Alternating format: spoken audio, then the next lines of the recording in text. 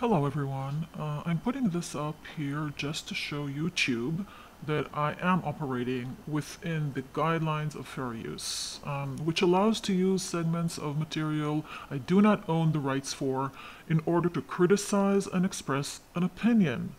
Just as any democratic, free speech supporting platform would do. I'm not going to make any money out of this, and everything I upload here will be for the sole purpose of reviewing, critique, and expressing opinions about what's going on and what went on the Fully Living channel. The most recent video that I uploaded was about body language in children, and we focused on Raphael's and Abigail's body language when they are outside of the compound. And we saw a few things, and apparently this video gained a lot of interest on YouTube, so I'm going to continue along this line. Today I'm going to talk about mainly Abigail's body language in a couple of videos, and the way it is ignored, talked over, and completely dismissed as unimportant. I find that this is a way for the parents to maintain their narrative and to force it on the children. So the children do not get to express themselves freely, and this is a very big issue here in the life of these isolated kids. They are constantly adhering to their mothers and fathers' wants and wishes. They are also, when they actually try to show some kind of sign that they're uncomfortable, it is ignored for whatever reasons the parents find. I don't know. But in my opinion, it is to maintain a narrative and show a certain picture that they would like to show on YouTube in order to gain viewers and to gain money. This is my opinion only, of course. So, we're going to start with this video that was named by Andrea, Interview with a 4-year-old Girl on the Autism Spectrum. Now, at the time that this video was made, I believe that there was no such diagnosis.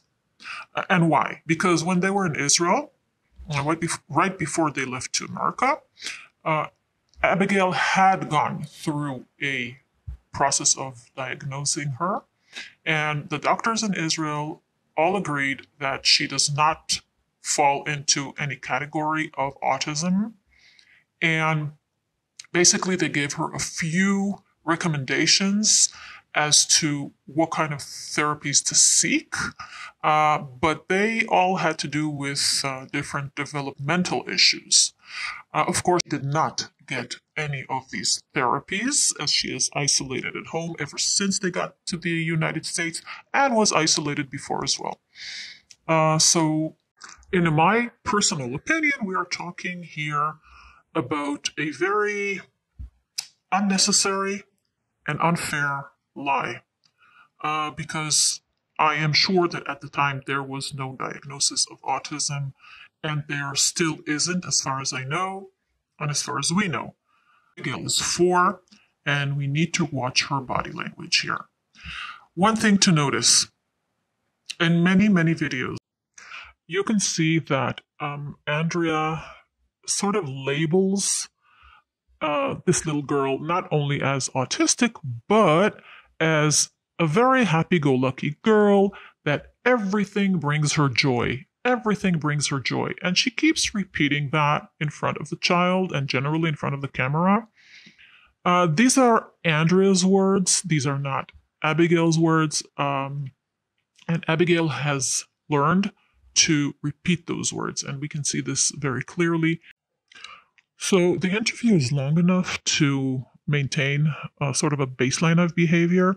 So just notice whenever certain words or certain expressions come out, what are the facial expressions that come with it? Because that would probably be the real message behind those words. So this is going to be a bit weird, but I'm going to play this section in slow motion. So you try to pick up on the things that I picked up on, and maybe I'm wrong.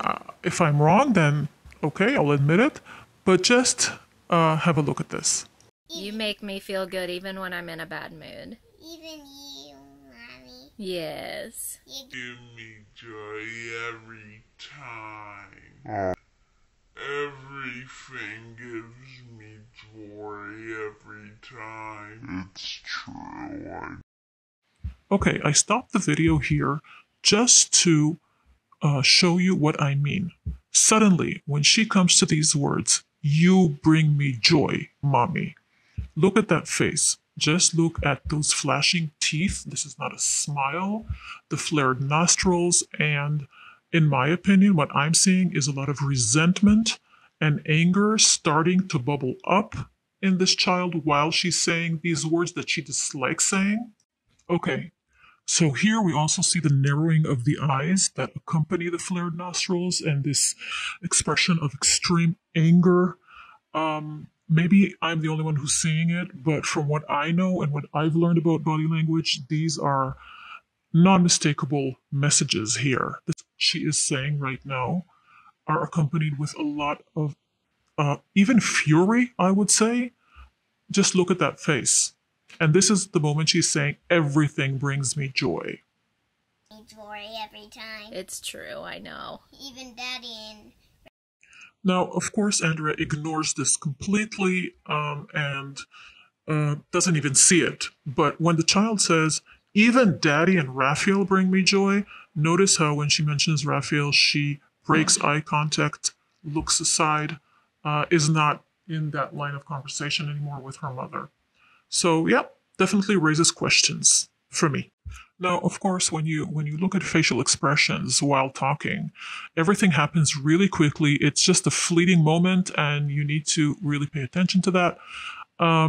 Let's not forget that this is a very long interview. I mean, compared to these sentences. So, in the rest of the interview, you will not see these displays of extreme, to me, what looks like extreme frustration, anger, resentment, and even fury in one sort of like split second there. So, of course, there is no way for me to prove this. It's all a speculation of my own. But I'm wondering what caused that emotion, that extreme emotion inside this little child when or while she was saying those words, compared to the rest of the interview where you do not see this happening.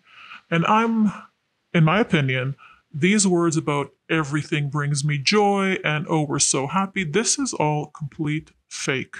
These are not her genuine feelings. These are implanted feelings or words or expressions that she thinks she needs to abide by.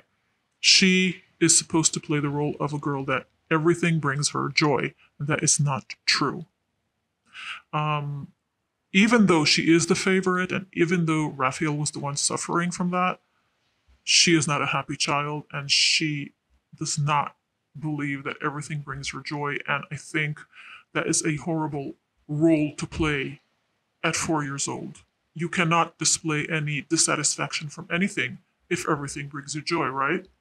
Like every time they try, or even they can't control it, it is shut down, ignored, and dismissed, as I said before. So, thank you for watching so far.